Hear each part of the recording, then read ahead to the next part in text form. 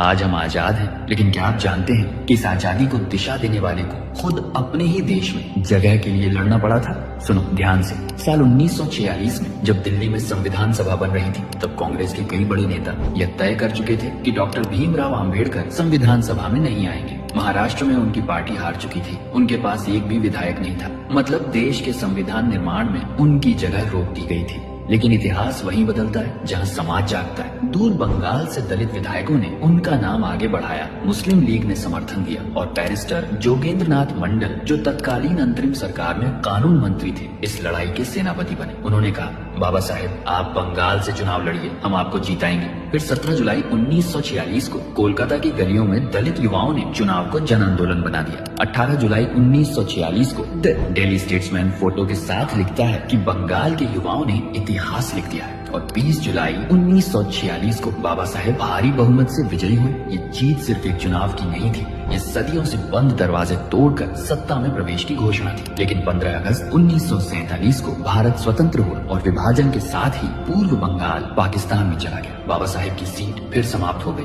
पर इस बार पूरे संविधान सभा और अध्यक्ष डॉक्टर राजेंद्र प्रसाद को समझ आ चुका था कि यह विराट काम बाबा साहेब के बिना संभव ही नहीं। 30 जून 1947 को डॉक्टर राजेंद्र प्रसाद ने पत्र लिखकर मुंबई प्रांत से डॉक्टर अंबेडकर को चुने जाने की सिफारिश की और जुलाई 1947 में वे दोबारा संविधान सभा में पहुंचे। फिर 30 अगस्त 1947 को उन्हें ड्राफ्टिंग कमेटी का अध्यक्ष चुना गया। यहीं से संविधान की असली रचना शुरू हुई। 25 नवंबर 1949 को अंतिम बहस में बाबा साहेब बोले, स्वतंत्रता, समानता और बंधुता ये तीनों एक दूसरे पर आधारित है। एक को छोड़ोगे तो दूसरी नहीं बचेगी। उन्होंने चेतावनी दी, अगर सामाजिक समानता नहीं होगी तो राजनीतिक लोकतंत्र ढह जाएगा। अगर राजनीतिक दल अपने विचारों को राष्ट्र से ऊपर रखें तो आजादी फिर खो सकती है और राजनीति में व्यक्ति पूजा देश को सीधे तानाशाही की ओर ले जाएगी। आज जब हम अपने आसपास देखते हैं तो यह चेतावनी भविष्यवाणी जैसी लगती है। 26 नवंबर 1949 को संविधान स्वीकार हुआ, लेकिन उसी दिन बाबा साहेब सामान्य बेंच पर बैठ भी नहीं पा रहे थे। उनका मधुमेह बढ़ चुका था, नजर कमजोर थी, पेट पर घाव था, लंबे समय बैठना असहनीय दर्द देता था। उनके लिए विशेष फोम की कुर्सी बनवाई गई।